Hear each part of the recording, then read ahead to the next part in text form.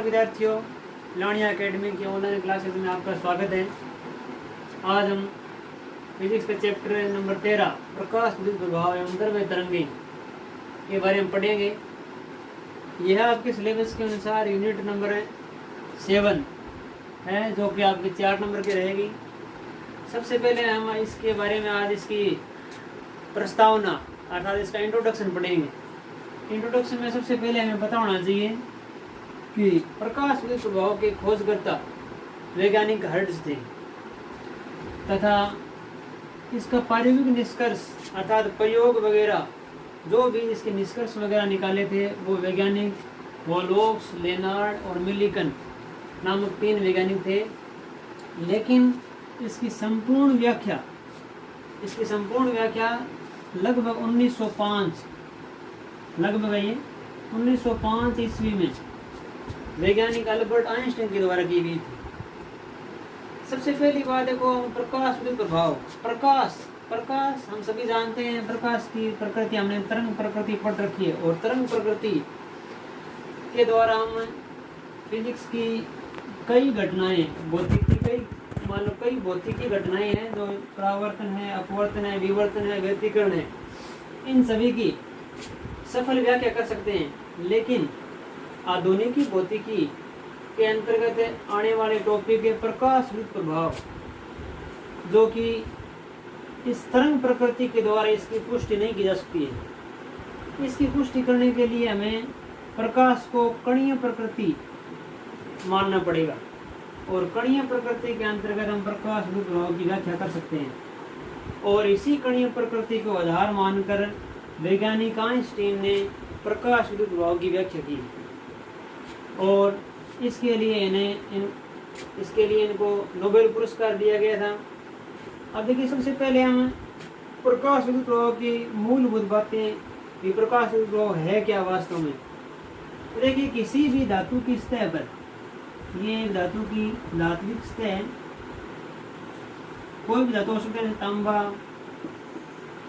Magnesium, caesium, ठीक है, इन सभी की धात्विक सतह पर अगर हम एक उपयुक्त आवृत्ति और तरंग दैर्ध्य का अगर प्रकाश डालें अर्थात विकिरण डालें, तो उस धात्विक सतह से फोटो इलेक्ट्रॉनों का उत्सर्जन स्टार्ट हो जाता है। ये कोई जरूरी नहीं है कि किसी प्रकार का प्रकाश डालने से यहाँ से फोटो इलेक्ट्रॉनों का उत्सर्जन हो जाता है। इसके लिए उपयुक्त आवृत्ति और तरंग दैर्ध्य होनी आवश्यक है और इसके लिए हमें यह मानना पड़ेगा कि प्रकाश फोटोनों से मिलकर बना हुआ है। फोटोनों के बारे में बाद में चर्चा करेंगे, फोटोनों के गुण धर्म पढ़ेंगे, फोटोन है क्या वास्तव में, इसके बारे में चर्चा करेंगे। लेकिन एक बार हमें यह मानना है कि फोटोन एक ऊर्जा का पैकेट है जो इस विकिरण के अंदर अलग अलग भागों में विभाजित है और फोटोन की ऊर्जा E बराबर h न्यू से दिखाते हैं और न्यू यहाँ पर क्या है, प्रकाश की आवृत्ति है। देखिए, इस धात्विक सतह से जब जो भी इलेक्ट्रॉन यहाँ से उत्सर्जित होगा प्रकाश की किरणें से, उस इलेक्ट्रॉन को हम फोटो इलेक्ट्रॉन बोलेंगे। इलेक्ट्रॉन ना बोलकर हम इसको फोटो इलेक्ट्रॉन या प्रकाश इलेक्ट्रॉन बोलेंगे। और जिस धात्विक सतह से प्रकाश विद्युत प्रभाव की घटना प्रारंभ होती है उससे प्रकाश सुग्राही पदार्थ बोलते हैं। क्या बोलते हैं उसको? प्रकाश सुग्राही पदार्थ। अच्छा, इसके बारे में हम डिटेल से लिखेंगे कि प्रकाश सुग्राही पदार्थ किसे कहते हैं और कौन अच्छा प्रकाश सुग्राही है, कौन बुरा है, ठीक है। इसके बाद में हमें 2 विशेष बातें जो इम्पोर्टेंट है परीक्षा दृष्टि से, जो कि निम्न है कि सारी धातुएं, जैसा कि आप केमिस्ट्री में पढ़ेंगे सारी धातुएं क्या है उसके बारे में डिटेल से पढ़ेंगे। आप सारी धातुओं में कुछ एक उदाहरण हमें यहाँ लेने होंगे, जैसे सोडियम है, लिथियम है, पोटेशियम है एवं सीजियम है। ये जो विशेषकर धातुएं जो हमारे किताब में इसका जिक्र किया गया, इन्हीं को आपको याद करना है।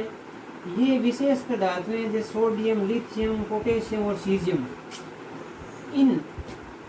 इनसे अगर हमें प्रकाश विद्युत प्रभाव की घटना को देखना है तो सिर्फ इस पर दस्य प्रकाश डालने से भी प्रकाश विद्युत प्रभाव की घटना को प्रेक्षित किया जा सकता है। तो ये बहुत इंपॉर्टेंट है लाइनें, आपको ये याद ऐसी कैसी, मान लो प्रश्न सीधा प्रश्न पूछ देगा, दस्य प्रकाश से कौन कौन सी धातुओं से प्रकाश के रूप में अपेक्षित हो सकता है। प्रश्न किसी प्रकार से बन सकता है। और दूसरा हमारा नोट दूसरा है वो है क्षारीय मृदा धातुएं। और क्षारीय मृदा धातुओं के उदाहरण है जिंक, मैग्नीशियम व कैडमियम। इन पर अगर हम पराबैंगनी प्रकाश डालें तो प्रकाश के रूप में अपेक्षित होता है। अब सबसे पहली बात, ये दृश्य प्रकाश, पराबैंगनी प्रकाश क्या है, इसके बारे में हम वैसे तो कक्षा 11 में पढ़ चुके हैं। एक विद्युत चुंबकीय स्पेक्ट्रम होता है, विद्युत चुंबकीय स्पेक्ट्रम, जो कि आप सभी ने पढ़ रखा है, जैसे रेडियो, सूक्ष्म, अवरक्त। एक बार मैं इसको मिटा देता हूं। रेडियो, सूक्ष्म, अवरक्त, दृश्य, पराबैंगनी, एक्स किरण, गामा किरण। अब सभी को पता है कि अगर हम इधर चलते हैं, ये एक स्पेक्ट्रम है, तरंग दैर्ध्य और आवृत्ति के अनुसार इसको व्यवस्थित किया हुआ है। अगर हम रेडियो से गामा किरणों की तरफ चलते हैं तो इनकी जो लैम्डा है, क्या इनकी लैम्डा, लैम्डा तो क्या होती है, इसकी घटती है और आवृत्ति बढ़ती है। ध्यान रखने वाली बात है, लैम्डा अर्थात तरंग दैर्ध्य और आवृत्ति आपस में क्या होती है, व्युत्क्रमानुपाती होती है। अर्थात हम किसी प्रकाश की तरंग दैर्ध्य घटाते हैं तो आवृत्ति बढ़ेगी और आवृत्ति बढ़ेगी तो उसकी ऊर्जा बढ़ेगी। तो सबसे अधिक ऊर्जा वाली तरंगें कौन सी होती है या विकिरणें कौन सी होती है, गामा किरणें। और सबसे कम ऊर्जा वाली रेडियो तरंगें होती है और तरंग दैर्ध्य सबसे इनकी अधिक होती है। अब देखिए, इसका कहने का मतलब ये हो गया कि जो दृश्य प्रकाश है वह कम ऊर्जा वाला होता है और पराबैंगनी प्रकाश है वह अधिक ऊर्जा वाला होता है। इसका अर्थ ये हुआ कि जिंक, मैग्नीशियम, कैडमियम, इनसे अगर हमें इलेक्ट्रॉनों को निकालना है, फोटो इलेक्ट्रॉन निकालना है, तो हमें अधिक ऊर्जा वाले प्रकाश की आवश्यकता होगी। और सोडियम, लिथियम, पोटेशियम और सीजियम से अगर हमें इलेक्ट्रॉनों को उत्सर्जित करवाना है तो इसके लिए हमें कम ऊर्जा वाले प्रकाश अर्थात दृश्य प्रकाश की आवश्यकता पड़ेगी। अब ये भी हमें नोट करने वाली चीज़ें हैं, नोट कर लेनी चाहिए। और इसके बाद में एक चीज़ नोट और करेंगे हम, और वो है कि सबसे कम कार्यफलन। अब देखिए, अभी अब तक हमने कार्यफलन के बारे में पढ़ा नहीं है, इसके बारे में डिटेल से इसकी परिभाषा वगैरह लिखेंगे, लेकिन कार्यफलन ये इंपॉर्टेंट है। सबसे कम कार्यफलन सीजियम धातु का होता है, जो कि 2.14 इलेक्ट्रॉन वोल्ट होता है। तथा इसके बाद में सबसे अधिक कार्यफलन प्लेटिनम धातु, सबसे महंगी धातु जिसको बोलते हैं प्लेटिनम धातु, पीटी इसका प्रतीक होता है, और इसका कार्यफलन होता है 5.65 इलेक्ट्रॉन वोल्ट।